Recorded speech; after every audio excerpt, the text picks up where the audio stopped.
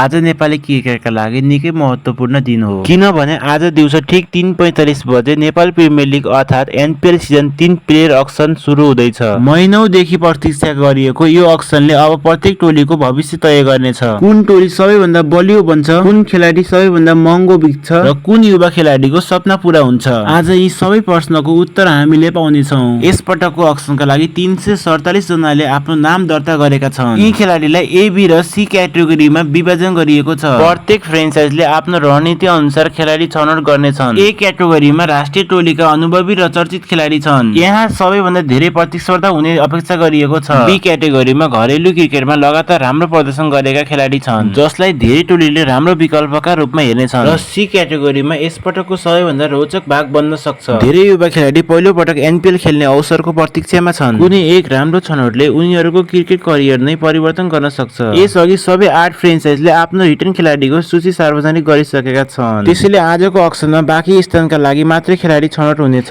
Chitwan Rhinos, Janakpur Bolts, Kathmandu Gorkhas, Pokhara adventure, Biratnagar Kings, Karnali Yaks, Lumbini Lions, Sudurpaschim Royals सबै टोली फरक फरक रणनीतिका साथ अक्सनमा उत्रिनेछन्। कतिपय टोलीलाई ओपनर चाहिएको छ, कतिलाई फिनिसर, कतिलाई विकेट किपर र कतिलाई अनुभवी बलर स्पर्धात्मक हुने अनुमान गरिएको छ। यस अक्सनको सबैभन्दा चर्चित नाम मध्ये एक हुन् आसिफ शेख। जनकपुर बोल्ट्सले उनलाई रिटर्न गरेपछि अहिले सबै समर्थकको एउटै प्रश्न छ, आसिफ शेख अब कुन टोलीमा जानेछन्? आसिफ नेपालकै सबैभन्दा अनुभवी विकेट किपर ब्याटर मध्ये एक हुन्, त्यसैले उनलाई लिन धेरै टोली बीच प्रतिस्पर्धा हुन सक्ने अनुमान गरिएको छ। त्यसैगरी अन्य रिलिज भएका अनुभवी खेलाडी माथि पनि आज कडा प्रतिस्पर्धा हुने सम्भावना छ। आजको अक्सनमा युवा खेलाडी माथि पनि विशेष ध्यान रहनेछ। घरेलु क्रिकेटमा राम्रो प्रदर्शन गरेका धेरै खेलाडी पहिलो पटक एनपीएलमा खेल्ने सपना बोकेर अक्सनमा सहभागी हुँदैछन्। यदि उनीहरूलाई आज कुनै फ्रेन्चाइजले विश्वास गरेर टोलीमा समावेश गर्यो भने यही अवसर उनीहरूको राष्ट्रिय टोलीसम्म पुग्ने यात्राको महत्त्वपूर्ण सुरुवात बन्न सक्छ। एनपीएल केवल एउटा लिग मात्र होइन, नेपाली क्रिकेटका लागि नयाँ प्रतिभा चिनाउने सबैभन्दा ठूलो मञ्च पनि हो। पछिल्ला सिजनमा धेरै खेलाडीले यही प्रतियोगिताबाट आफ्नो क्षमता देखाएर राष्ट्रिय टोलीसम्म यात्रा गरेका थिए। त्यसैले आजको अक्सनमा हुने प्रत्येक निर्णय निकै महत्त्वपूर्ण मानिएको छ। अब सबैको नजर आज दिउँसो 3:45 सुरु हुने अक्सनमा हुनेछ।